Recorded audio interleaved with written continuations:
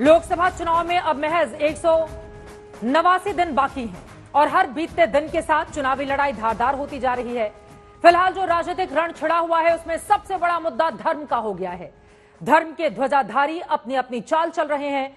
अयोध्या में भव्य राम मंदिर बन रहा है। अगले साल श्रद्धालु रामलला के दर्शन कर पाएंगे, मगर कांग्रेस के नेता शाहनवाज आलम ने इतने दिनों के बाद बाबरी मस्जिद पर आए सुप्रीम कोर्ट के फैसले पर सवाल खड़ा कर दिया है।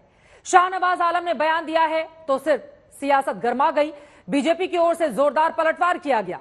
उधर गुलाम नबी आजाद ने यह कहकर सनसनी मचा दी है कि मुस्लिमों के पूर्वज हिंदू थे। अब इस पर भी सियासत गर्मा गई है। ये रिपोर्ट देखिए।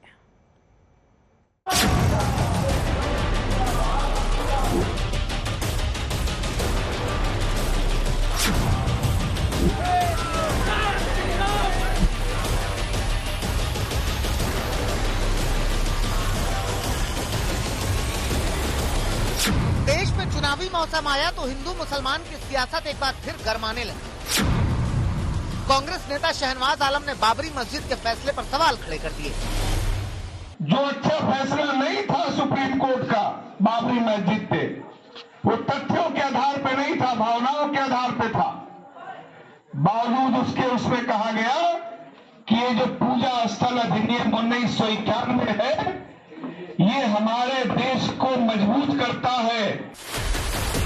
शाहनवाज आलम का बयान उस वक्त आया है जब यूपी में बीजेपी भव्य राम मंदिर निर्माण के साथ सियासी मैदान में उतरने वाली है।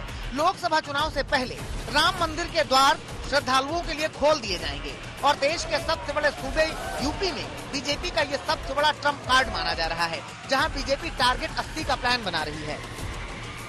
कांग्रेस पार्टी का जो बयान आया है श्री राम मंदिर पर, वो बयान हम सबने सुना है और मीडिया में वो बयान बहुत प्रमुखता से चल रहा है और ये बहुत स्पष्ट है कि कांग्रेस पार्टी आज भी इस बात को स्वीकार नहीं कर पा रही कि अयोध्या में प्रभु राम का भव्य मंदिर कैसे बन रहा है।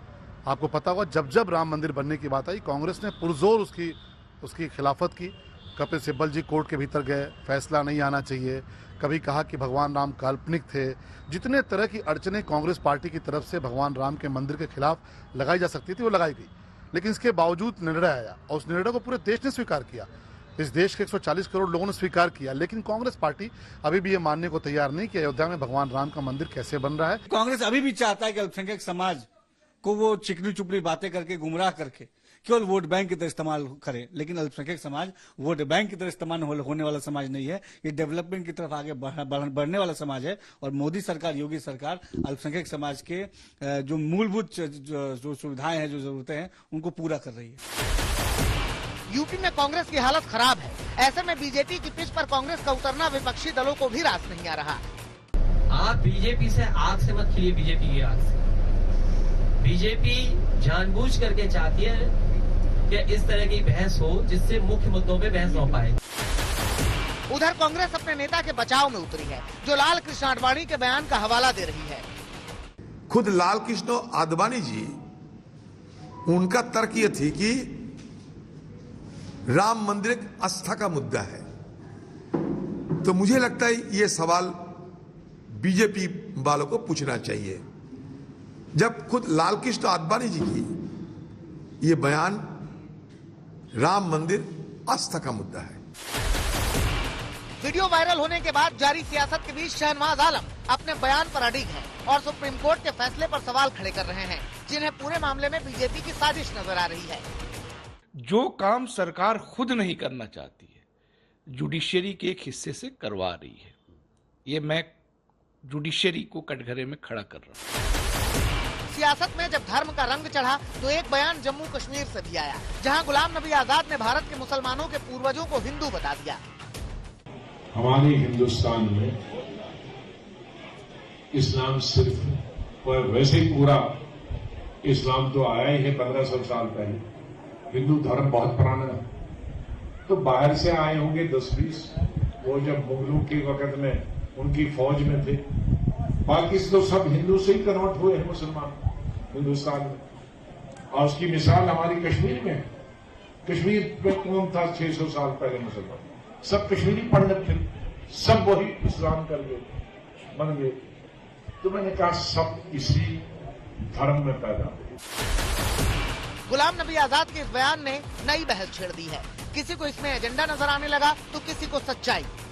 आजाद साहब ने किस कॉन्टेक्स्ट में कहा, क्यों कहा, किसको खुश करने के लिए कहा, ये तो आजाद साहब ही कह सकते हैं ना, मैं नहीं कह सकता हूँ। जम्मू कश्मीर के मुसलमान कन्वर्टेड हैं, ये पहले कभी न कभी हिंदू ही रहे होंगे, क्योंकि बहुत मामूली मुसलमान जम्मू कश्मीर में बाहर से आए थे, कोई बहुत बड़ी संख्या नहीं थी। जो बड़ी संख्या है वो कन्वर्जेशन के बाद है। महबूबा मुफ्ती हिंदू मुसलमान की सियासत की जिम्मेदार बीजेपी को ठहरा रही है। देश के हालात की तुलना पाकिस्तान और सीरिया से कर रही है। इस वक्त मुल्क में इन्होंने क्या हाल कर दिया है, मतलब कि आप जय श्री राम जैसे पवित्र नारे को लोगों को लिंच करने के लिए इस्तेमाल करते हो। जिस फ्लैग की आप बात करते हो, तिरंगे की बात करते हो, उस तिरंगे को उठा के आप भारत माता की जय करके लोगों को लिंच करते हो।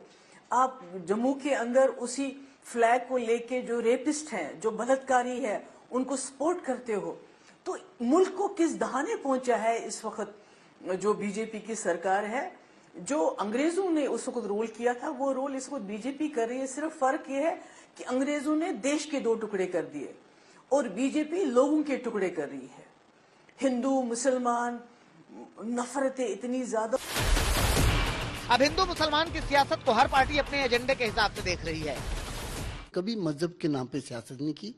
शेर कश्मीर का नारा जो उस वक्त भी था, आज भी हम उसी पे चलते हैं। शेर कश्मीर का क्या इरशाद, हिंदू मुस्लिम सिख इत्तेहाद। मिलिटेंट्स का समर्थन करने के लिए, जमायत हुर्रियत का समर्थन करने के लिए उनके पास जो कुछ पर्क्स आते होंगे, जो सपोर्ट आती होगी, उनकी दुकानदारी बंद है, फ्रस्ट्रेशन है। उनको कभी नजर नहीं आएगा कि कश्मीर के हालात सुधरे हैं। हिंदुस्तान की सियासत में धर्म सबसे बड़ा हथियार है। 2024 की जंग से पहले हर पार्टी अपने इस हथियार की धार को तेज कर रही है।